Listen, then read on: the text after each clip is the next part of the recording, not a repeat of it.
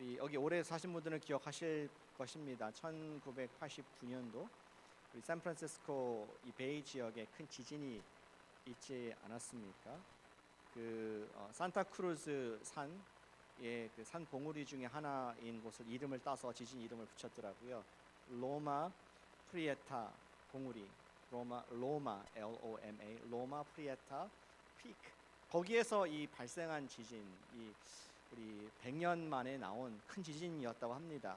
강도가 7.1이나 되는 지진이었죠. 그래서 인명 피해가 있었습니다. 66명의 사람들이 목숨을 잃게 되었습니다. 그리고 3,700여 명이 넘는 사람들이 이 부상을 당하고 많은 놀람이 있었던 그러한 역사, 뉴스에도 많이 나왔던 것을 그 당시에 분들은 기억을 하실 것입니다. 사진 보여주시죠. 우리가 잘 아는 다리가 이렇게 무너질 만큼 우리가 사진을 찍고 명소 생각하는 그런 곳들이 무너지고 또 이 주저앉는 것을 보면서 크게 놀라게 되는 사건들이 있었습니다. 그러면서 샌프란시스코 베이 지역에 사는 사람들이 크게 깨닫게 된, 생각이 바뀌게 된 한 가지 있다고 합니다. 겉으로 튼튼하게 보이는 건물도 그 아래의 기초가 약하면은 흔들리고 깨질 수 있구나. 이러한 엄청난 중량을 감당하는 다리도 깨질 수가 있다는 것을 발견하게 됩니다. 따라서 건물을 더 크게, 더 화려하게 높이 짓는 것이 중요한 것이 아니라 그 건물이 어떠한 기초 위에 루트가, 파운데이션이 어디에 있는가가 더 중요하다는 사실을 크게 몸으로 깨닫게 됩니다. 이후 샌프란시스코의 건축 방식은 많이 바뀌게 되었습니다.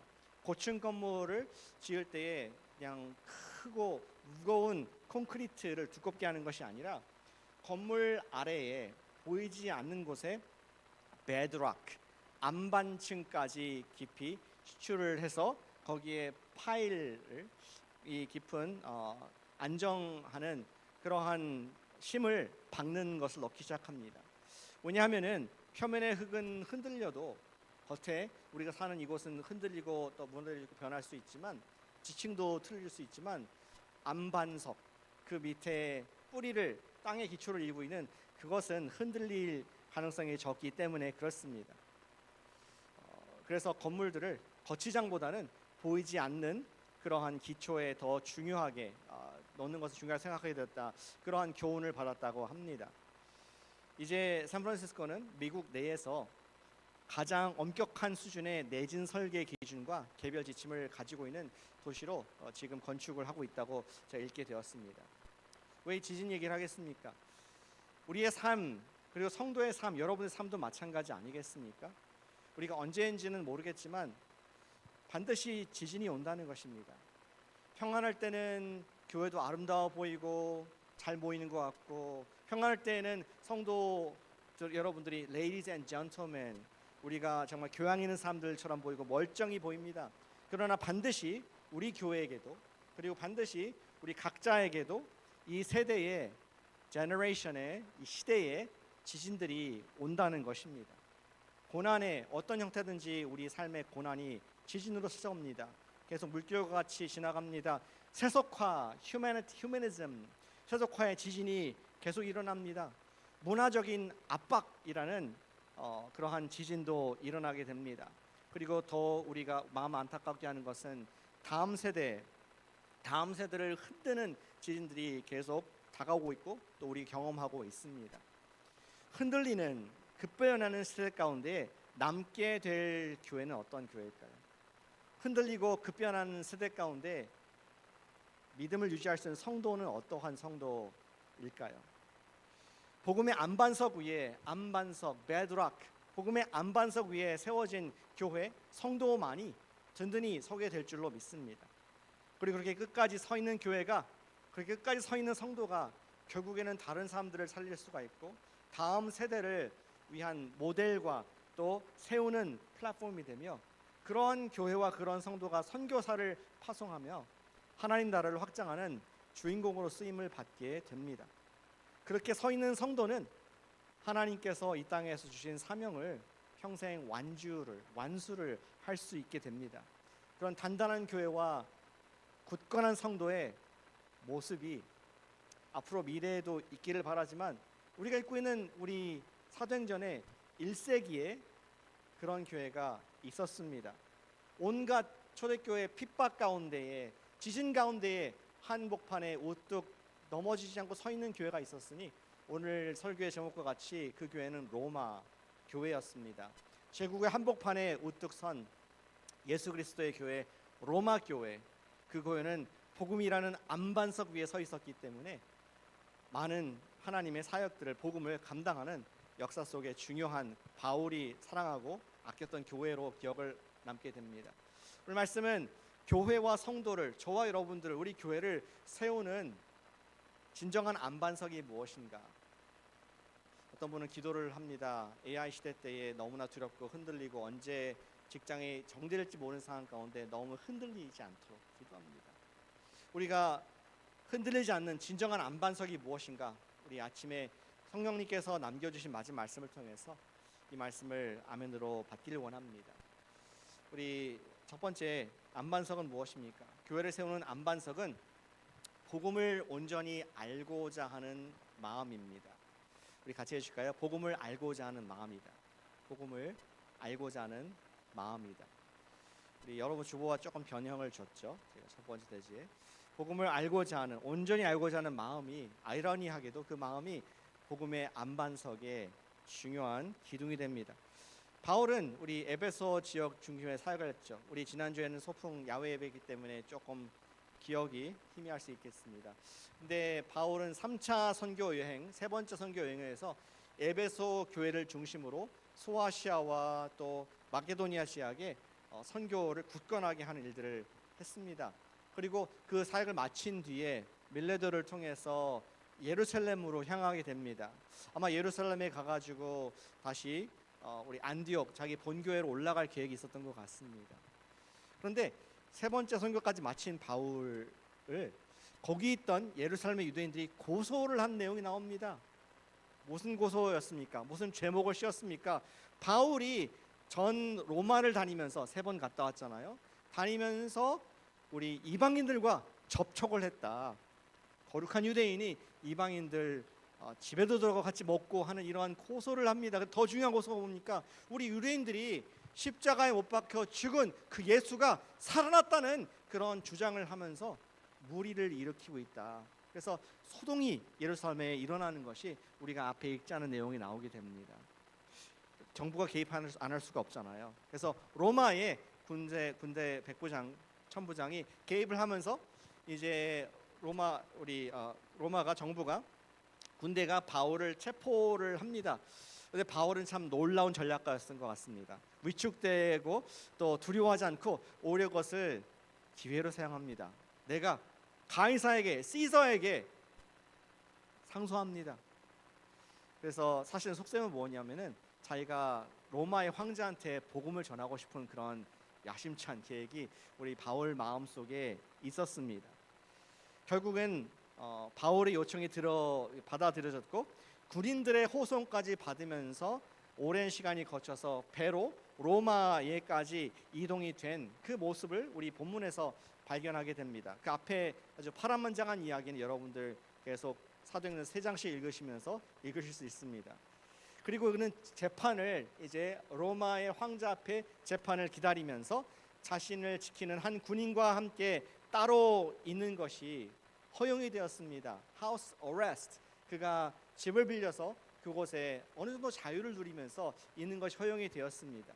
바울은 그 로마의 한 렌털 하우스, 셋집에 감금되어 있는 상황을 활용해서 로마에 있는 사람들에게 복음을 전할 결심을 하는 것을 우리 본문의 배경으로 볼 수가 있습니다. 그리고 바로 앞에 17절 앞에 보면은 바울은 로마에 있는 유대인들 중에서 높은 사람들을 자기 집으로 초대를 합니다. 예전에 우리 전도행 때 보니까 그는 가는 곳마다 유대인의 회당에 들어가서 말씀을 전했잖아요. 근데 감금되어 있으니까 가지 못하고 오히려 유대인들, 자기가 언제나 먼저 유대인들에게 전하기 때문에 유대인들을 초대해가지고 자기 집으로 왜 내가 로마까지 오고 체포된 경위가 무엇인가 설명을 하는 것을 보게 됩니다. 그리고 그가 잡힌 이유는 한마디로 20절 말씀에 이스라엘의 소망으로 말미암아 내가 이 쇠사슬에 매인 바 되었다. 이스라엘의 소망, 애매한 표현을 썼는데 아직 복음을 얘기 안 하기 때문에 바로 이스라엘의 메시아, 이스라엘이 그렇게 기다렸던, 이스라엘이 바라봤던 그러한 우리 예수 부활에 관한 일로 말미암아 내가 쇠사슬에 매인 바 되었다. 이 말을 듣고 싶으시면 오십시오. 이러한 지금 자리를 멍석을 깐 것이었습니다. 그러자 유대인들이 우리 바울에게 얘기합니다. 우리는 예루살렘에서 당신에 관한 네게티브한 얘기를 전혀 듣지 못했습니다. 우리 알기 원합니다. 그리고 하지만 들은 것은 있는데 로마 전역에 당신의 전하는 이 분파로, 이 섹트로 인해서 반대에 부딪히는 것을 들어왔는데 너무 궁금해요. 알기 원합니다. 이러한 궁금증을 갖고 있었습니다. 그래서 바울은 23절 오늘 본문의 말씀에서 보니까 날짜를 잡습니다. 바울이 유숙하는 집에 많은 사람들을 불러들였습니다. 바울은 그래서 아침부터 저녁까지 23절 보시니까 이 하나님 나라를 증언했다. 특별히 아침부터 저녁까지 강론하여서 하나님 나라를 증언했다라고 되어 있습니다. 저는 한자에 좀 약한데 강론이 무슨 뜻입니까? 강론, 강해, 강요, 이런 캘빈의 기독교 강요 이런 거 있잖아요. 강해가 뭘까요? 뭔가 강한 단어라서 좀 무섭게 들리기도 하고. 그런데 우리 영어로 보시면은 he expounded, ex가 앞에 붙습니다. expound. x는 저기도 exit, exit, 출근한 말이 있듯이 무엇인가 빼내다 이런 말 아니겠습니까? 바울이 뭔가 빼내는 일을 무엇인가 이 설명하는 의미를 드러내는 일들을 했다는 것을 얘기하고 있습니다. 마치 가방이 있다면 우리 그 내용을 알 수 없지 않습니까? 요새 소셜 인플루언서 보니까 뭐 그런 것도 있죠. 조회수를 늘리기 위해서 What's in my bag? 내 가방에 뭐가 있게? 그래서 뭐 유명 가방 속에 거기에 뭐 여자들 다양한 액세서리들을 소개하면서 궁금하지 않은데라고 저는 생각하지만 궁금한 분들이 계신 것 같아요. 그래서 열심히 그분들을 따라하는 모습들이 있습니다. 저도 가방 갖고 왔는데요. 제가 늘 갖고 다니는 그 촌스러운 가방인데 What's in my bag? 제 가방에 뭐가 있게요? 궁금하시지 않습니까? 그 가방을 펼쳐 보면은 제가 오늘 설명을 드리겠습니다. 여기에 우리 코너스톤 교회에 무료로 받은 교회 펜이 있습니다. 교회 펜, 잘 나오는 펜이 있습니다. 또 제 가방 안에 뭐가 있겠습니까? 여기 보니까 열쇠도 있고 작지만 많이 들어가요. 또 제 가방 안에 셀폰도 있고 여러분도 다 있으시겠죠.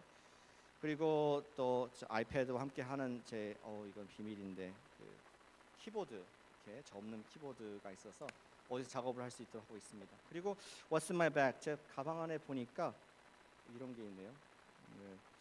뭐 광고로 본 건 아닌데 이게 들어있네요. 예, 흰색 Built upon this rock. 마태복음 16장 말씀이 기록되어 있는 우리 교회 공식 티가 있습니다. 제가 오늘 입으려고 갖고 왔어요. 사실은 한정판입니다. 2026년도에만 살 수 있고 보통 이제 내년도 가면 100불 될 것 같은데 오늘은 20불. 광고하는 거 아니에요. 그냥 오늘 선교팀이 또 이렇게 제작하시고 어떤 분께서 헌금을 하셔가지고 티를 제작했습니다. 다 여러분들이 교회를 사랑하고 선교를 사랑하는 마음 하셨습니다. 그래서 제가 기쁜 마음으로 입고 또 선교사님들도 드릴 예정입니다. 사실 수 있어요. 오늘 내년도에는 못 삽니다. 한정판. 이런 것들이 제 가방 안에 있고 또 우리 알게 됩니다. 열어주니까 expound 밖에 안에 있는 걸 알려주니까 그 내용을 알고 우리가 따라 하든지 아니면 사든지 할 수 있지 않겠습니까? 근데 바울이 지금 expound 했습니다. 바울은 하나님의 나라라는 가방을 갖고 있었는데 궁금했어요. 유대인들이 저 가방에는 뭐가 있었기에 그렇게 많은 논쟁과 분란이 일어났을까? 그리고 그 내용 하나님의 나라라는 것의 컨텐츠를 하나하나 빼주었는데 그 말씀이 바로 아까 읽었던 23절 말씀입니다. 하나님의 그 아침부터 저녁까지 강론하여서 expound 빼내서 하나씩 보여줬는데 하나님 나라라는 가방 안에서 내가 경험한 것을 증언했는데 모세의 율법과 선지자의 말을 가지고, 거기 보니까 모세의 율법과 선지자, 모세의 오경, 창세기부터 신명기의 말씀들, 그리고 또 구약의 그 뒤에 있는 역사와 또 우리 시편과 선지자의 말들까지 다 포함한 이런 것들을 통해서 예수님이 하나님의 아들이신 것을 구약의 모든 말씀을 통해서 전파하는 expound, 꺼내서 보여주는 바울의 모습을 볼 수가 있습니다. 우리 보통 생각할 때 복음이 어디 있는가? 우리가 알고 있는 사복음서 마태, 마가, 누가, 요한복음에 있다고만 생각하는 경향이 있는데, 사실은 구약 전체의 말씀이 누구를 가르치는 겁니까? 다시 오실 다시 오실이 아니죠. 오실 메시아를 가르치는 것이고, 모든 말씀 가운데 예수님이 들어있고, 맨 마지막에 복음서에서 그리고 계시록에서 다시 오실 메시아까지 말씀하신다는 것을 우리 바울이 얘기하고 있는 것을 보게 됩니다. 이전에 말씀드린 적이 있었는데, 제가 좋아하는 설교자인 돌아가신 W.A. 크리스웰 목사님이 계셨습니다. 그분은 제가 좋아하는 이유가 평생 성경을 4번 설교하셨어요. 구절을 막 10구절씩 3구절씩 하면서 성경 66권을 4번 설교를 하셨고, 많은 사람들에게 복음을 증거하신 우리 부흥 목사님으로 기억이 됩니다. 근데 그분이 그런 유명한, 제가 좋아하는 말을 했습니다. 성경 전체에 예수님의 피가 흐른다는 것입니다. 구약, 신약, 선지서 어디보다 예수님의 피가 흐른다는 것입니다. 이런 표현하시는데, 마치 성경이 케이크라면은 케이크의 어느 곳을 자르더라도 거기에서 피가 흐르는데 예수님의 피가 흐른다. 그러한 상징적인 의미 있는 말을 하셨습니다. 창세기를 잘라보니까 거기에 우리 아담과 하와가 범죄한 이후에 하나님께서 가죽옷을 입히시고 짐승의 피를 흘려서 언젠가 우리 입혀주실 예수 그리스도의 의로운 옷을 상징한 예수님의 피가 흐르고 있다. 또 우리 다른 성경인 출애굽기 보니까 거기에 유월절 어린 양의 피가 등장하는데, 누구든지 그 집에 문설주에 빨간 피를 바른 집은 Passover, 내가 지나가리라, 죽음의 사자가 지나갈 것이다 하면서 예수님께서 우리 마음에 발라주실 그 피를 기억하고 또 바라보게 하는 그런 놀라운 사건으로 기록하고 있습니다. 여호수아서에서 우리 여호수아가 진군을 가지고 가나안 들어갈 때에 기생 라합이 여리고 성에서 구원을 받습니다. 그때에 구원받았던 물건이 무엇입니까? 자기의 집에서 창틀에서 붉은 줄을 내렸습니다. 이 집이 믿음 있는 집이다. 이 집이 하나님을 경배하는 집이다. 라는 스칼렛 로프를 내렸을 때에 그것이 언젠가 오실 예수님의 구원의 줄을, 피의 줄을 상징하는 것이다 라고 우리가 해석하게 됩니다. 이사야서를 잘라보니까 거기에 고난받는 종이 나옵니다. 우리를 위해서 대신해서 하나님의 고난을 받는 그 종, 맞고 찢기고 피 흘려 죽게 되는 그 고난받는 종이 후대에 오실 예수님을 상징하는 그림자가 됩니다. 그리고 보다 선명하게 우리 복음서에서 그분이 바로 예수 그리스도시다 이름을 제시하면서 그분의 기적과 이적, 하나님의 아들심을 증명하기 위해서 나중에 십자가에 돌아가시고 부활하셔서 하나님의 아들로 선포되시는 놀라운 계시를 우리 복음서에서 보여주고 있습니다. 성경을 어디를 잘라도 예수님 이야기가 나오고, 성경을 어디를 잘라도 예수님의 우리를 향한 구원과 용서와 회복과 의롭게 하시는 이야기가 흐른다. 그것이 우리 크리스토 목사님이 말한 신학적인 구원의 내용입니다. 이와 어쨌든 비슷한 내용을 바울이 하지 않았을까?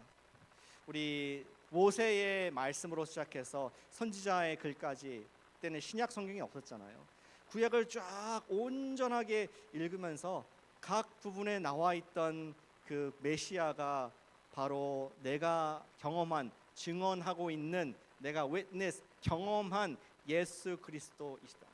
돌아가셨고 부활하셔서 내가 그분을 만났다. 이러한 강론을, expounding을 빼내어 줌을 하루 종일 일일 세미나로 했던 것을 성경이 기록해 주고 있습니다. 궁금한 것은 그 결과가 어땠을까? 어떻게 반응했을까? 24절에 그 답이 있습니다. 그 말을 듣는 사람도, 믿는 사람도 있고 믿지 아니하는 사람도 있어. 비록 모든 사람들이 똑같이 반응하지는 않았습니다. 믿음을 갖게 된 것은 아니었습니다. 유대인들입니다. 하지만 적어도 로마에 있던 모든 유대인 지도자들은 성경 전체를 통해서 펼쳐진 온전한 복음을 들어볼 기회를 갖게 되었습니다.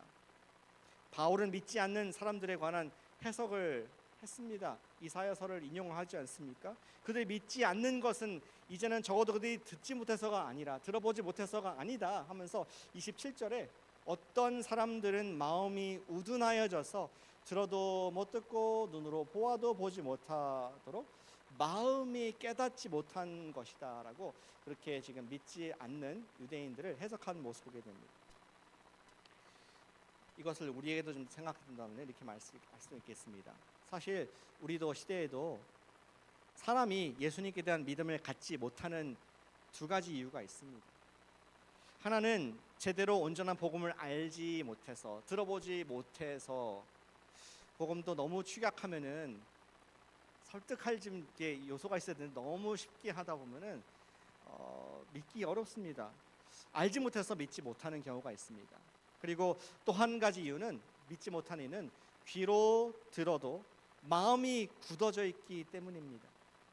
지금 제가 첫 번째로 언급한 알지 못해서 믿지 못한다는 거에서는 30절 이하의 두 번째 부분에서 말씀을 나누겠습니다. 그러나 지금 집중하기 원하는 것은 복음을 들어도 듣지 못하는 마음의 문제를 다루고자 합니다.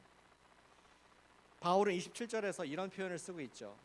마음이 우둔하여져서, 마음이 우둔하여졌다.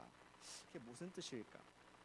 깨닫지 못하게 되었다 하는데 마음이 우둔해져서 깨닫지 못했다는 것이 무슨 뜻일까 하는 것을 조금 더 이해할 필요가 있습니다. 우리의 삶이 반석 위에 서기 위해서는 예수님의 복음의 안반석을 우리가 확인하고 거기에 서야 됩니다. 그래야 예수님이 주인된 삶 위에 우리 인생을 세울 수 있습니다. 그런데 그것을 막고 있는 우둔함이 있다. 원어적으로 우둔하다는 것을 보니까 그런 좀 쉬운 표현이더라고요. Make fat, 살이 많이 쪘다, 기름이 많다, 지방이 많다. Well nourished, 많은 것을 섭취했고 두꺼운 지방층이 끼었다. 이런 이미지를 우둔하다는 것을 생각해 보시면 되겠습니다. 또 다른 영어 표현은 make impervious, 뭔가 아주 투과가 돼야 되는데 이것이 물이 흘러야 되는데 무엇이 막이 딱 껴 있어가지고 방수층이 있어가지고 물이 절대 뚫지 못하는, or make dull, 어떠한 둔감해져 있는 부분. 우둔했다는 것을 다시 말해서 이렇게 표현할 수 있겠습니다. 문자 그대로 마음이 살이 쪄서 부요해져서 영적인 부분들에 대해 둔감해져 있다는 뜻입니다. 마음이 둔감해지는 이유는 그 마음이 부유해져서 그럴 경우가 많습니다. 이렇게 좀 쉽게 표현할까요? 나 다 아는 말씀이야. 또 그 말씀이네. 그 말씀은 내가 아니라 저 사람한테 해당되는 것이야. 내가 옛날에 복음 믿었고 침례를 받았고 그때 한때 뜨거웠고 이제는 좀 더 그건 졸업했고 다음 단계 나가야지 뭐 그런 복음을 또 얘기하나. 여러분들의 마음에 영적인 지방이 많이 껴있을 수 있는 가능성이 있습니다. 이런 태도는 복음의 말씀 씨앗이 뿌리 내리지 못하게 막히는 마음인 것입니다. 그런 분이 있습니까? 내가 젊었을 때 심장이 막 멋설이 좋아가지고 피를 막 뿜어내고 너무 잘 건강을 다 경험해왔고 한때 마라톤도 뛰었어. 근데 이제는 내가 인생을 살고 70, 80대니까 이제는 뭐 심장 안 뛰어도 돼. 이제는 그 심장 생각도 안 해도 돼. 그런 분이 있습니까? 오히려 더 심장에 펌프가 돼야 되고 뜨거워지지 않겠습니까? 복음이 멈춰 있는 사람이 있다면은 동맥경화가 걸린 분이시겠죠. 이러한 우둔함이 있기 때문에 우리가 복음의 안반석 위에 인생을 둘 수 없는 모습을 바울이 묘사하고 있습니다. 우리가 안반석 위에 우리 인생에 서기 위해서는 계속적으로 하나님의 말씀을 들을 수 있도록 부드러운 마음이 필요한 것입니다.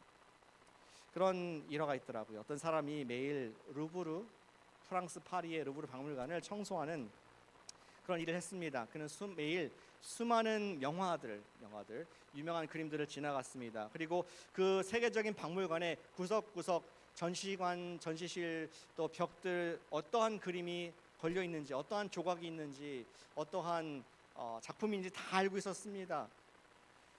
그러다가 어느 날 어느 관광객이 와서 그 유명한 모나리자 앞에서 방탄 유리로 막혀 있는 그 모나리자 앞에서 크게 감탄하고 눈물까지 흘리는 모습을 보고서야 새삼스럽게 내가 얼마나 위대한 작품들 사이에 매일 서 있는가를 깨닫게 되었다는 이야기입니다.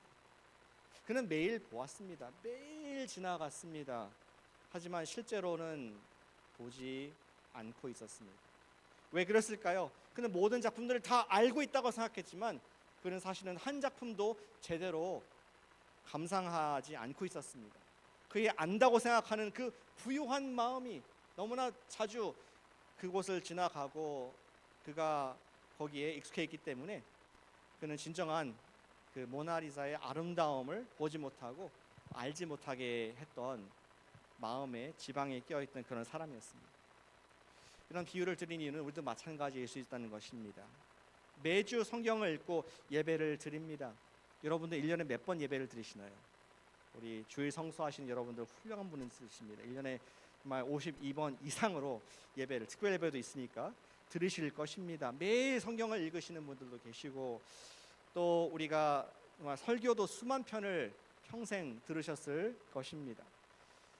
그런데 우리 마음이 부유하여서 많은 것을 받고 많은 것을 알고는 있지만 정작 하나님의 그 영광스러운 영광과 은혜를 보고도 들어도 진정으로 보지 못하고 듣지 못할 수도 있다는 것을 바울의 사건을 통해서 우리는 성령님께서 말씀해 주고 계십니다. 사랑하는 여러분, 우리 인생의 안반석인 복음에 서기 위해서, 복음을 정말 내가 처음 믿었을 때가 아니라 오늘도 내가 경험하고 그 반석 위에 서기 위해서는 겸손히 듣는 마음을 가질 수 있기를 축복합니다. 예배 전에 말씀 읽기 전에 우리 어릴 때 했던 기도로 돌아가면 어떻겠습니까? 주여 말씀해 주시옵소서. 주의 종이 듣겠나요?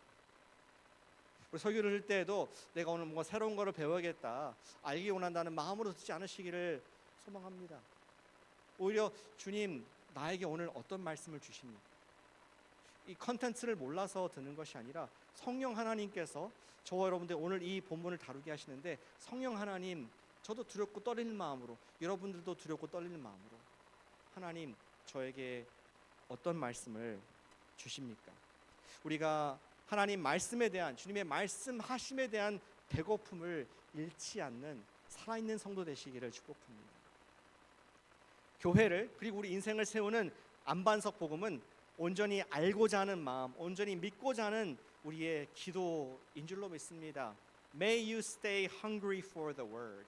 항상 말씀에 배고픔이 넘치시기를 축복합니다. 그것은 제 말이 아니라 예수님 말씀이죠. 같이 읽어볼까요? 마태복음 5장 3절 말씀 같이 우리 한 목소리로 크게 두 번 읽어보겠습니다. 시작. 심령이 가난한 자는 복이 있나니 천국이 그들의 것이며, 한 번 더, 심령이 가난한 자는 복이 있나니 천국의 여러분들의 것이며. 아멘.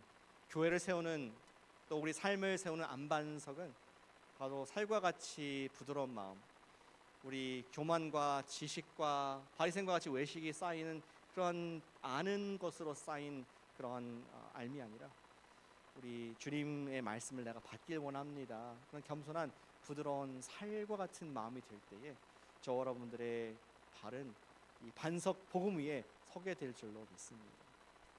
바울은 두 가지 반석을, 우리 안반석을 이해하고 있는데, 첫 번째는 부드러운 말씀을 받고자 하는, 온전한 말씀을 받고자 하는 마음입니다. 두 번째는 교회를 세우는 안반석은 복음을 담대히 전하는 삶입니다. 같이 해주실까요? 복음을 담대히 전하는 삶이다. 쉴게요.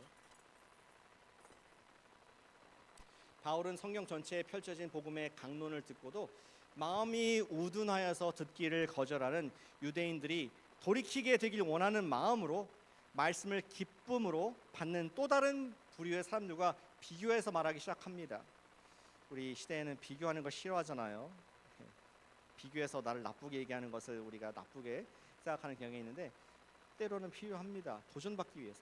바울은 28절에 이렇게 얘기합니다. 그런즉 너희들이 거부했고 이 막이 있어서 하나님의 복음 말씀을 받지 않기 때문에, 그런즉 하나님의 이 구원이 이방인에게로 언제나 그랬듯이 우리 모든 패턴이 그랬죠. 1, 2, 3차 전도행 때처럼 이방인에게 보내준 줄 알라.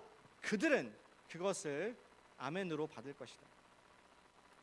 그리고서는 바울은 마음이 우둔한 사람들에게 집중하지 않았습니다. 유대인들에게 먼저 기회를 주었지만 그것 집중하지 않았습니다. 그리고 바울은 마음이 우둔한 사람들을 대신해서 자기가 이곳에 있고 하나님께서 허락하신 모든 사람들에게 뜻을 수행하기 위해서 모든 사람, 모든 시간 그 자기 셋집에서 말씀을 전하는 방법으로 전환을 하게 됩니다. Everyone, anytime 말씀을 전하기 시작합니다. 30절 말씀입니다.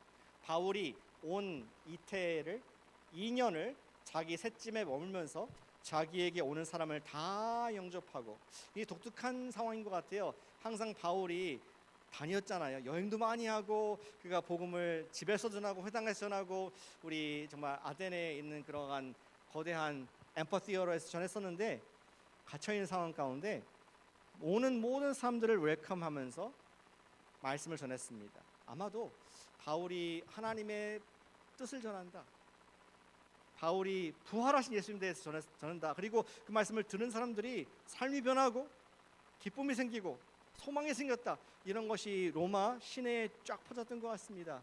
사람들이 와서 그의 말씀을 듣기 원했습니다. 군인이 지키는 셋집 렌털 하우스에 있으면서 외부 출입은 못했지만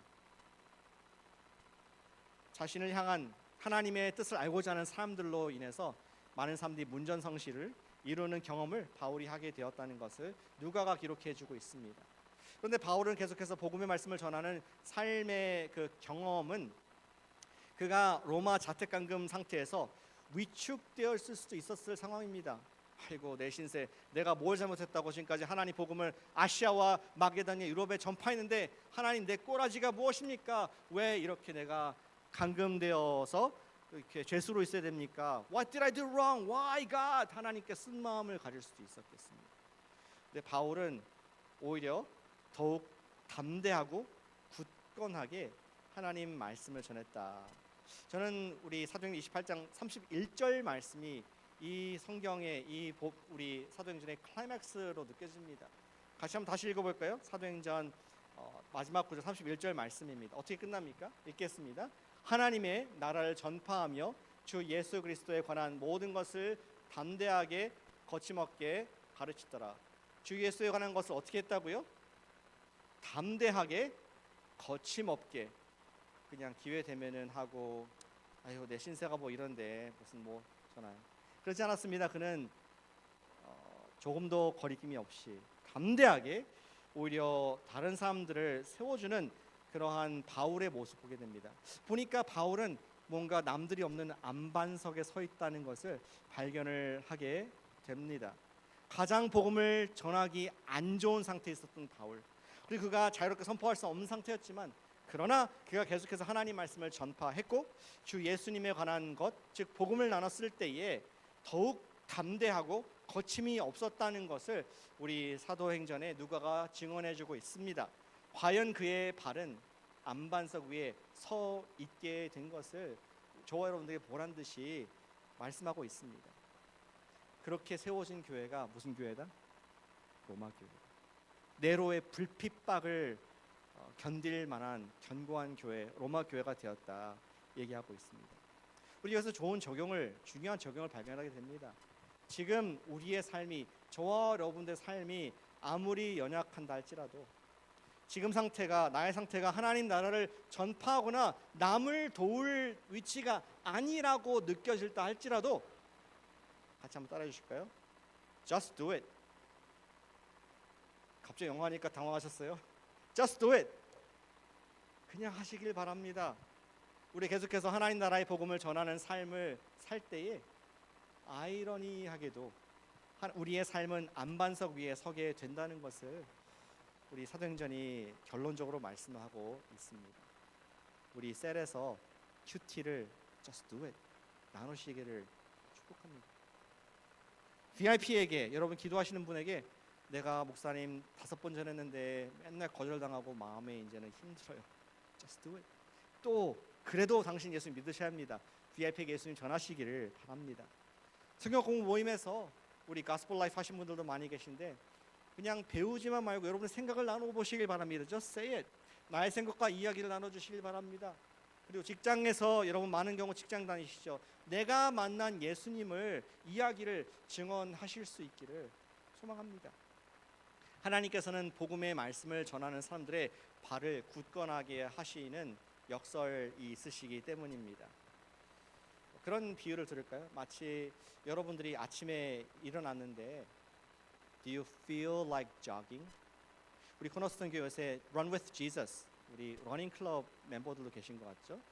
여러분들 아침에 일찍 일어나가지고 오늘 너무 상쾌한 하루다 아침이다 오늘 또 뛰기 좋은 날이다 야 뛰어보자 힘차게 일어나 보자 이런 분들이 제가 아까 회장님께 여쭤봤어요. 우리 교회 회장님 계시거든요. 근데 그분도 솔직히 아니라고 얘기하면서 얼마나 제 위로가 되었는지 나는 똑같은 마음이구나 저분은 다르지 않구나 그런 생각이 들었습니다. 그런데 가장 먼저 드는 생각이 I don't feel like it 조깅을 하고 싶지 마음이 드는 것은 아닐 것입니다. 그럼에도 불구하고 나이키가 늘 얘기하시지 Just do it. 억지로라도 일어나서 뛰지 않습니까? 클럽까지도 만들어서 러닝 클럽을 만들지 않습니까? 나의 마음은 하고 싶지 않지만 했을 때에 몸이 가볍고 건강해지고 다리가 견고해지는 것을 우리는 경험하기 때문에 모르겠다 그냥 뛰자 함께 뛰자 이러한 모임을 갖게 되는 것입니다. 그것이 바로 로마서의 10장에 있는 말씀입니다. 같이 읽어보실까요? 로마서 10장 14절과 15절 말씀 같이 화면에 있는 말씀을 읽어보겠습니다. 시작. 그런즉 그들이 믿지 아니하는 이를 어찌 부르리요 듣지도 못한 이를 어찌 믿으리요 전파하는 자가 없이 어찌 들으리요 보내심을 받지 아니하였으면 어찌 전파하리요 기록된 바 아름답도다 좋은 소식을 전하는 자들의 발이여함과 같으니라. 아멘. 복음 전파에 관한 말씀인데요. 어찌 전하는 자가 있지 않으면은 있어야지 그들이 듣고 믿고 구원받지 않겠느냐. 그렇기 때문에 전하는 자들 기록된 바 아름답다 좋은 소식을 전하는 자들의 뭐라고요? 자들의 발 그들의 파운데이션을 하나님께서 보실 때 아름답게 하신다 견고케 하신다. 하박국에 있는 말씀이죠. 사슴발과 같이 우리 발을 견고케 하신다는 것을 바울이 얘기해 주고 있습니다. 좋은 소식을 전하는 자들의 발. 바울이 바로 그랬던 것입니다. 자기가 지금 복음을 전할 위치가 아니에요. 죄수로서 감동되어서 어디 갈 수도 없습니다. 그런데 하나님께서 나에게 주신 좋은 플랫폼이라고 믿고 오히려 그 약할 때에 그가 하나님 말씀을 everyone, anytime 전했을 때에 그것을 하나의 라이프 스타일로 하나의 문화로 자기의 삶으로 했을 때에 하나님께서 오히려 그를 떨고 있는 두려워가 있는 세대 가운데 핍박을 받고 있는 교회를 세우시고 또 하나님 모르는 분들에게 담대하게 거침없게 가르치는 그러한 견고함을 주셨다는 것을 우리 성경이 증언하고 있습니다. 저는 몇 번 말씀드렸지만 김기동 목사님 그 말씀이 참 은혜롭게 들립니다. 내가 하나님의 일을 할 때에 하나님이 내 일을 해주신다. 아멘이신가요? 성경에 있는 말씀은 아니지만 참 진리를 닮고 있다고 동의가 됩니다. 내가 하나님의 일을 할 때에 역설적으로 하나님께서 내 일을 해주신다. 우리는 반대로 생각합니다. 주님 제 일을 좀 도와주세요. 제 기도를 들어주세요. 그래야 나중에 선교도 가고 그래야 전도도 하고 그래야 우리 자녀들도 믿음의 자녀를 키울 수 있습니다. 아니요, 반대입니다. 내가 하나님 일을 할 때에 내가 견고하게 설 수 없는 내가 막을 수 없는 지진들 앞에서 내 발을 견고하게 내 가족을 견고하게 하신다는 것을 오늘 바울이 증명하고 있습니다. 사랑하는 여러분, 적용으로 그렇게 고민하길 원합니다. 우리 코너스턴 교회 우리 한 학기 동안 사도행전 말씀을 배운 저와 여러분들은 말씀을 담대히 온전히 계속해서 전파하는 그러한 말씀의 센터가 되시기를 축복합니다. 한 가지 얘기만 하고 마치겠습니다. 제가 좋아하는 18세기 영국의 부흥 강사 존 웨슬리, 그는 정말 나중에 봤을 때 뜨거운 성령 충만한 사람이었습니다. 그런데 정작 웨슬리 자신은 마음속에 한 가지 고민이 있었습니다. 내가 정말 예수님 믿고 구원 받았을까? 아니 이 목사가 할 얘기일까요? 그가 명문대학 나와서 홀리 클럽도 만들고 선교도 조지아 선교도 갔다 온 상태였습니다. 그런데 마음에 지진이 있었습니다. 자기가 죽음 앞에 너무 두려웠습니다. 나는 정말 구원의 확신이 있는가 하는 문제에 그는 정직하게 예스라고 답할 수가 없었습니다. 그의 마음에는 의심의 지진이 자주 찾아왔던 것 같습니다. 심지어 그는 복음을 전파하는 영국 성공의 목사였지만 자기 마음에는 참된 믿음에 대한 확신이 너무나 부족했습니다. 그래서 그림 보여주실까요? 어느 날 그의 영적 멘토인 모라비안 선교사인 피터 벨러라는 분에게 상담을, 자기의 깊은 고민을 털어놨습니다. 그는 이렇게 물었습니다. 선교사님, 내게 믿음이 없는 것 같은데 그렇다면은 설교를 그만두어야 하지 않겠습니까? 여러분들이 벨러라면 무슨 답을 주시겠습니까? 어떻게 답을 하시겠습니까?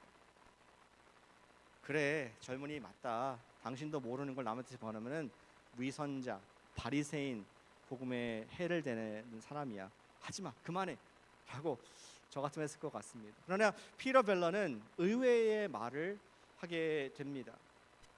영어로 먼저 읽어볼게요. Preach faith till you have it. Then because you have it, you will preach faith. 옛날 영어식 표현입니다. 그런 말하기를 아닙니다. 믿음을 얻을 때까지 믿음을 전하십시오. 믿음이 생길 때까지 계속 하라는 말씀을 권유했습니다. 그리고 믿음을 얻게 되면은 그 믿음으로 말미암아 믿음을 더욱더 전하게 될 것입니다. 말이 안 되는 얘기잖아요. 나도 모르는 것을 그냥 프리텐드 하라는 것인가? 그런데 피터 벨러는 웨슬리 목사, 젊은 사람에게 Just do it. 하나님 말씀을 전하라. 하나님의 뜻을 행하라. 그럼 하나님께서 일하실 것이다. 이러한 말씀을 했습니다. 웨슬리는 그 말씀을 마음에 새기고 계속 복음을 전했습니다. 그리고 얼마 후 1738년도에 5월 24일 런던의 그 유명한 올더스게이트, 우리 감리교가 시작된 그 올더스게이트 집회에서 목사님이 읽고 있는 로마서 서문을 듣던 중에 하나님께서 그의 마음을 여셨습니다. 그리고 그의 일기에 표현하면은 My heart was strangely warmed. 내 마음이 이상하게 뜨거워졌다. 어떤 사람의 주는 것이 아니라 성령 체험을 하게 됩니다. 예수님 그리스도를 향한 참된 믿음과 확신과 구원을 얻게 되었습니다. 웨슬리는 before and after, 그때와 이후, 그전과 그 이후가 완전히 다른 사람 바뀌게 됩니다. 영국과 미국의 큰 부흥을 일으킨 하나님의 종으로 쓰임 받게 됩니다. 우리도 때때로는 영적으로 흔들릴 수가 있습니다.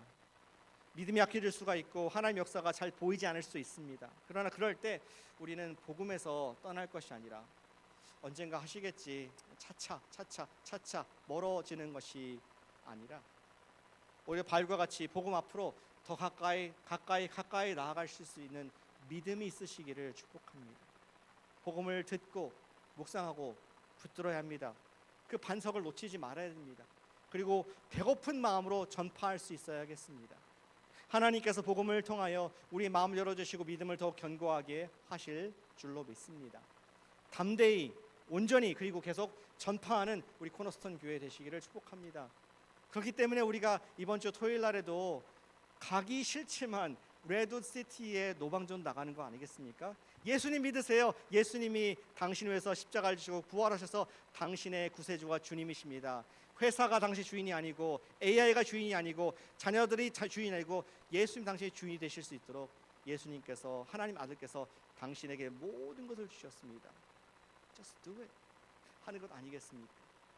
또 1년에 우리 많은 기도와 사랑을 가지고 7월마다 우리가 전혀 알지 못하는 과테말라, 아띠뜰란, 마야 사람들에게 복음을 Just do it 가는 것 아니겠습니까? 7월과 11월 우리는 떠납니다. Just do it. 하나님께서 복음을 전하는 우리의 발을 견고하고 담대하게 하셔서 이 세상의 강진들 앞에서 우리가 굳건히 설 수 있는 그런 안반석의 힘과 능력을 매일 주시는 우리 코너스톤 교회 그리고 여러분들 삶 역사하실 줄로 믿습니다. 아멘. 우리 말씀 붙잡고 기도하는 시간 갖기를 원합니다.